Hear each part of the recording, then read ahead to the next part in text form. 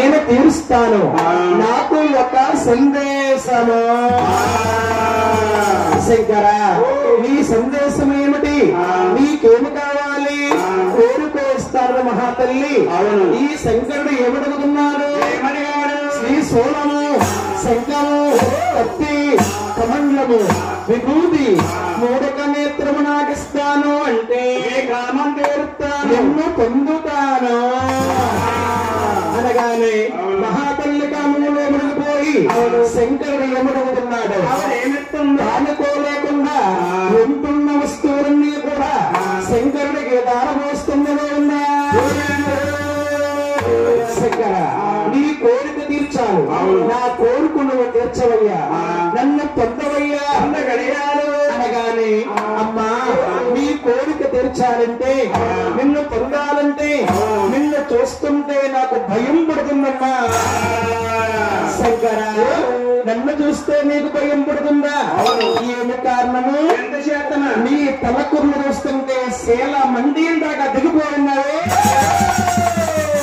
ఆ తలకుర్లు కూడా నాకు ఇస్తాను అంటే కామం తీరుతా, నిన్ను పొందుతాను అనగానే మహాతల్లి కామములో మునిగిపోయి తలకుర్లు కూడా శంకరుడికి దారమోస్తున్నదో ఉందా? శంకరుడు తలకుర్లు అద్దుకుని ఆ దశగా వేసుకుంటున్నాడు గోవిందా. మహాతల్లి కామములో మునిగిపోయి ఉంటున్న వస్తువులన్నీ కూడా శంకరుడికి దారపోసింది. శంకరుడికి బలం ఎక్కువైపోయింది, మరి ఆదిశక్తికి బలం తక్కువైపోయి శంకరుడు ఏమనుకుంటే నీ పెంచిన కన్నా తల్లిని మార్చడు, నా మాట ఉంటుంది, పూర్వకంలో తల్లిగా ఉంటాను. అమ్మా తల్లి, తప్పమ్మా నా తల్లి,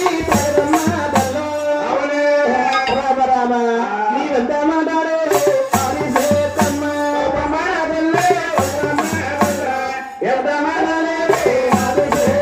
అమ్మా ముందుగా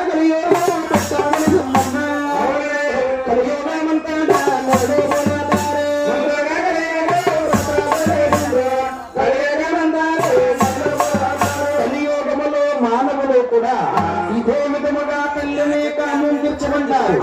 తప్పమ్మా నా ఉంటున్న వస్తువులన్నీ విడ చేసుకుని నా కోరిక తీర్చడానికి నిన్ను ఈ పిండాలేస్తున్నావు. అఖండమైన పాములతో తల్లవలేస్తుంది. చూశాడు శంకరుడు, ఏమయ్యా మహాతల్లి కామంలో మునిగిపోయింది, ఇటువంటి స్త్రీని